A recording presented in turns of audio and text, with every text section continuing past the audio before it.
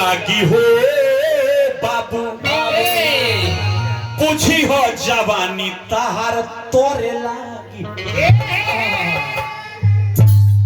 बड़ी सुंदर शब्द देखा नहीं का लिखा था नहीं तू बंदी ना हो ना हैं बंदा बंदा बंदा का मतलब मजदूर होला जाए दादा बंदा बंदा का मतलब मजदूर होला अरे दादा बंदा का मतलब इंसान भी होला हैं बंदा बंदा के माने बुझी नहीं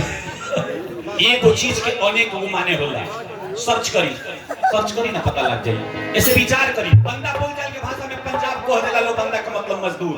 सुनी पहले सुनी कुनी तब धुनी ना तो रूनी ना मिली।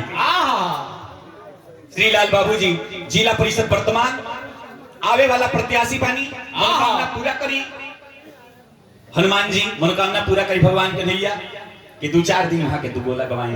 श्री मनोज यादव जी सरपंच प्रत्याशी वहां के ओर से भी सैकड़ों रुपए के हाजिर हजारों हजार रुपए के नेता अपने सफल लगौनी हनुमान जी मनोकामना पूरा करी यही तरह हमने जय ऐसे चली भाई कि बाड़ो तो नादानी में रहता रसानी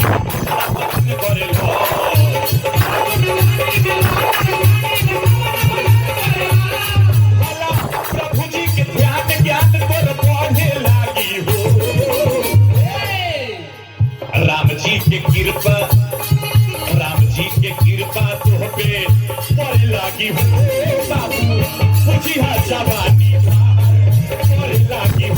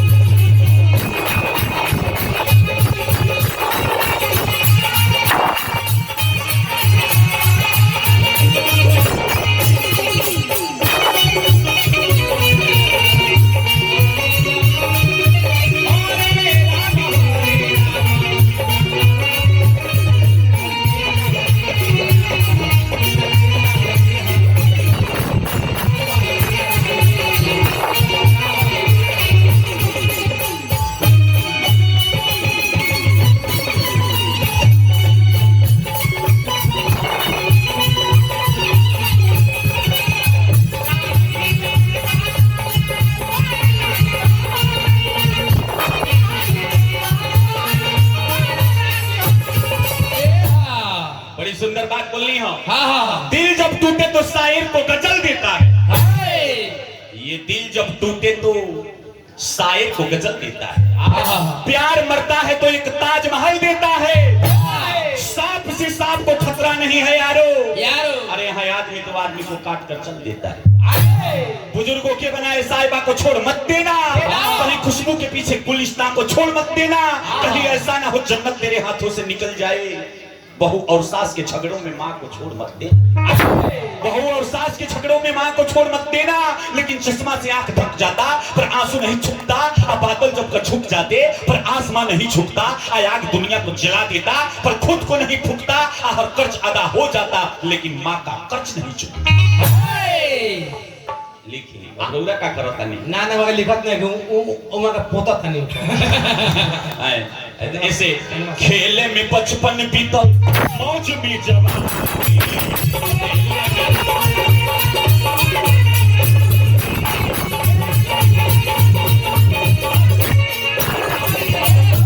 अरे आइल बुढ़ारी तो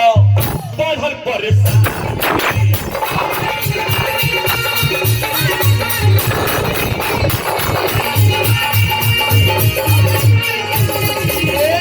सबसे पहले लड़का के जन्म होला ओकर बचपन आवेला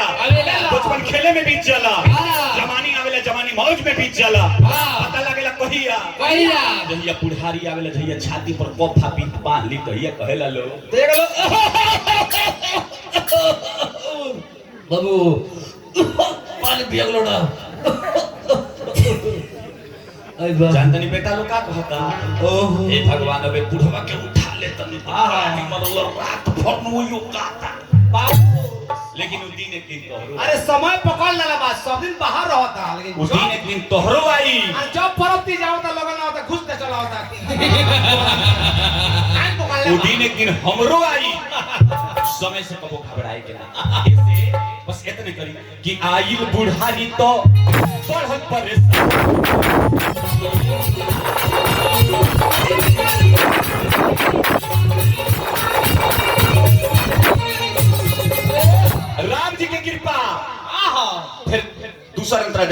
समय कम भय से कि नारी अहिल्या के अरे दिहले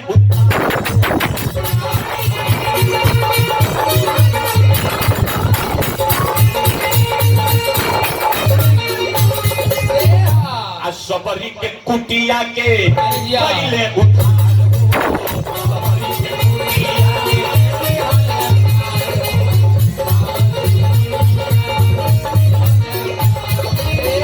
चले राम लक्ष्मण मुनि संगा गए जहां जब पावनी गंगा अहिल्या के जाके श्री राम जी चरण स्पर्श करके चरण कमल रज चाहते कृपा करहु रघुवीर अहिल्या के उद्धार कइले एने सबरी के कुटी पर आके श्री राम जी झूठ बैर खा के आ प्रेम जतौल त ऐसे बस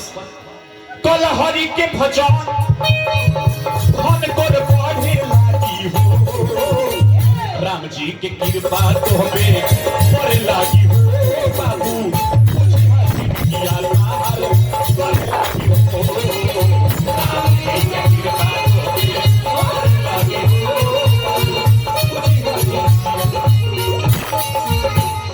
प्रेम से बोलिए सच्चे दरबार की जय मीरा आहा मीरा मीरा और गावा धीरा देखिए मीरा आहा आना पड़ेगा तुम्हें निश्चय आए कभी कभी शाम बुलाएगी मीरा आना पड़ा तुम्हें कभी हम बुलाएंगे नहीं तो बुलाएंगे नागेंद्र भाई इतना खिसियात काहे वाले प्रेम से गाई अरे अरे एक डाउन नहीं अरे का खिसी वाला बड़ा अमृत खिसी वाला बड़ा नागेंद्र भैया धीरे धीरे मीठे मीठे भजन जौन बानू प्रेम के चीज हवे बस के चीज इतना रोगा खिसे आना पड़ेगा तुम्हें नीचे जब भीतर शाम बुलाएगी मीरा आना पड़ेगा तुम्हें निश्चय जब भी कभी श्याम बुलाएगी मीरा आए ई छंद के भाव रोक सकोगे नहीं मन को जब अरे घुंघरू छम छम बजाएगी मीरा तो नींद हराम किया करेंगे सपना बन के चली आएगी मीरा नाचे नचाया भले जग को अरे उसे अंगुली पे नचाएगी मीरा उसे अंगुली पे नचाएगी ओरिजिनल महावीर जाएगा इन्हें क्या होता है ना वो करना मीरे बोले कर लनु मीरा जब सूते भर में हो सूते भर मीरा मीरा के जब जन्म भई मीरा मुक्त काव्य में लता श्री छंद जौन लोग बोलनी होने मीरा मुक्त काव्य में लता श्री लेकिन बहुत आगे के छंद हो लेकिन ओकरे के 5 मिनट में सर क्या देता है ओही रौरे की तो आके देखी ओकर देखी क्या तर पलटा तानी कि कभी राजपुतान की आन बनी कभी गोकुल बीच अहीरा बनी कभी कुंदन शिखरी हो निखरी कभी पीपिस प्रीत की नीरा बनी आ दुखियारी कालिंदी सिनाद कभी आ कभी मोहन है तू अधीरा बनी अरे वह प्रेम की ज्योति अलौकिक थी कभी राधा बनी कभी मीरा कभी राधा बनी कभी मीरा बनी मीरा के जब जन्म भइल मीरा के पिता गुरुवर जी के बुला के पूछने की बालिका के जन्म लग्न बताइए गुरुदेव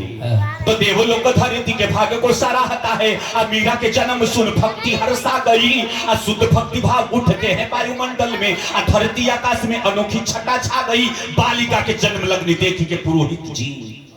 मौन कुछ रहे लेकिन कुछ पानी बतला गई क्या बताते हैं कि द्वापर में जिनको अरे नचाई कभी राधिका ने अरे कलयुग में उनको नचाने वाली आ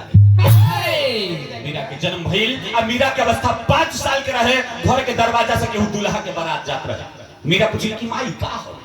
माता जी कहले कि बारात केकर बारात फलनवा के हई के हो तो दूल्हा केकर दूल्हा तो उनका दूल्हा छोट बच्ची 5 साल के अवस्था बा मीरा पूछली कि मां हमार दूल्हा कहां बड़े यही तर मीरा चल गई पांव में घुंघरू लेके नाचे लगली पगलाई रहले कार उड़ा के पड़ ठीक रे उड़ा हबड़ा के घबरा गई बन अरे हमने खबड़ वाला ओट के पट बोलल पगलाए के लक्षण हां ओट के पट बोलल पगलाए के लक्षण हो आमद से बेसी खर्चा कइल बिलाए के लक्षण हो ज्यादा नाश्ता के सेवन कइल अमृत बाबू ऊपर जाए के लक्षण माने कमाए जाए तो बस इतने पर अश्लीलता ना कबो अश्लीलता कीर्तन से हटावा बड़ा नीमन हुई पर ऐसे अब मीरा पूछली माता बता दे भगवान कन्हैया की तस्वीर की है तार दूल्हा हूं भगवान कन्हैया के 25 साल की अवस्था में मीरा दुल्हा मान ले। मीरा की अवस्था जब 12 साल के भइल, 16 साल के भइल, माता कहली कि बेटी तू शादी जोग हो गई, अब तहार शादी होई। मीरा कहली कि ओ मेरी माँ, ओ मेरी माँ, जय हो ओ प्यारी माँ, ओ भोली माँ, रहूंगी मैं के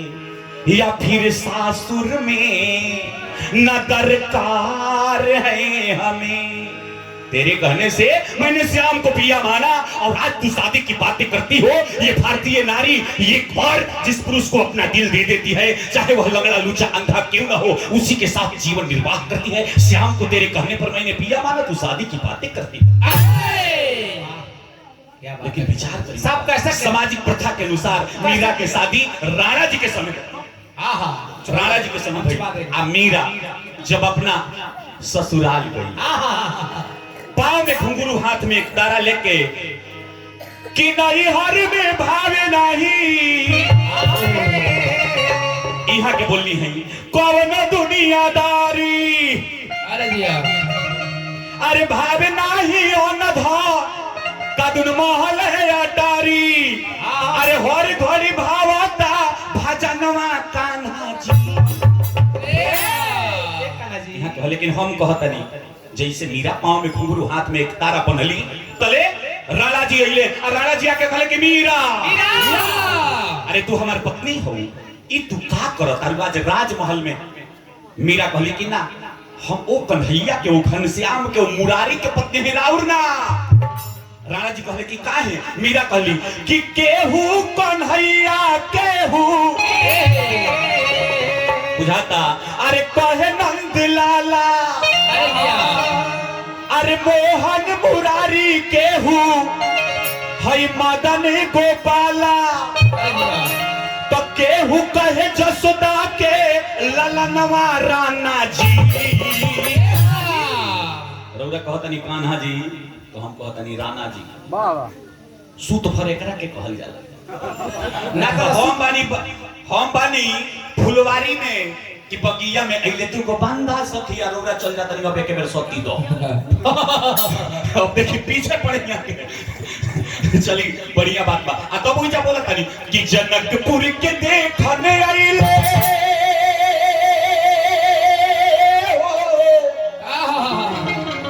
कीर्तन के साथ रोल कचुमर काट दे हई दुई गो ललनावा, मन कर देखती सखी हे, ठोके ना नहीं ना बुझाता। लय पियाई तो ऐसे बस कि केहू कहे, देखिए और जवाब देता नहीं, केहू कहे जसुदा के ललनवा राणा जी, हम तो मन ले बानी उनके अपन सच।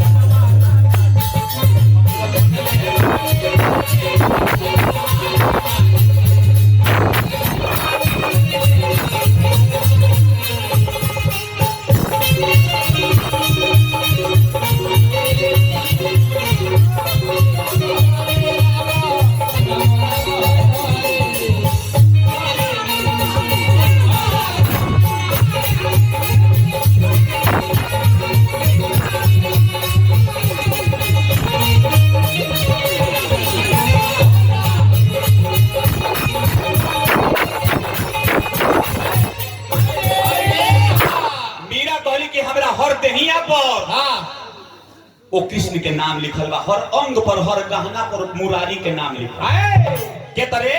अब माटी जो खाओगे, एकरा बाद मीरा कहली, 4 आदमी कन्हैया के 4 रूप में देखल कि माटी जो खाओगे साटी से मारूंगी। माँ ने कभी जिसे कांपते देखा, पारथ ने सम्रांगण में जिनको अपना रथ हाँकते देखा, अब भीषम ने जिनको अंगुली में चक्र सुदर्शन नाचते देखा। अब मीरा की भाग को क्या कहना कि हरी पाँव में घुंघरू बांधते थे। मीरा देखली कि आज कन्हैया पाँव में घुंघरू बांध के कहले कि नाचो मीरा, नाचो मीरा। अब मीरा कहले कि कजरा कन्हा के बाजू बंद बनवा,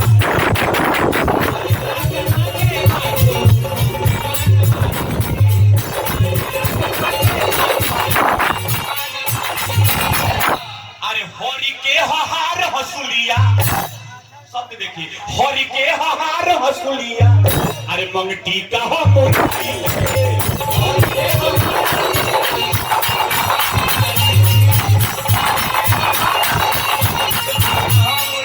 कहने बानी उनके सारा कहनवा राना जी कहने बानी उनके सारा कहनवा राना जी हम तो बोले बानी दिल से अपन सजनवा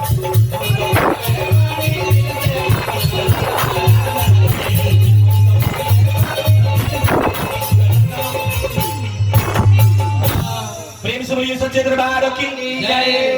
समय हो गई चलिए समय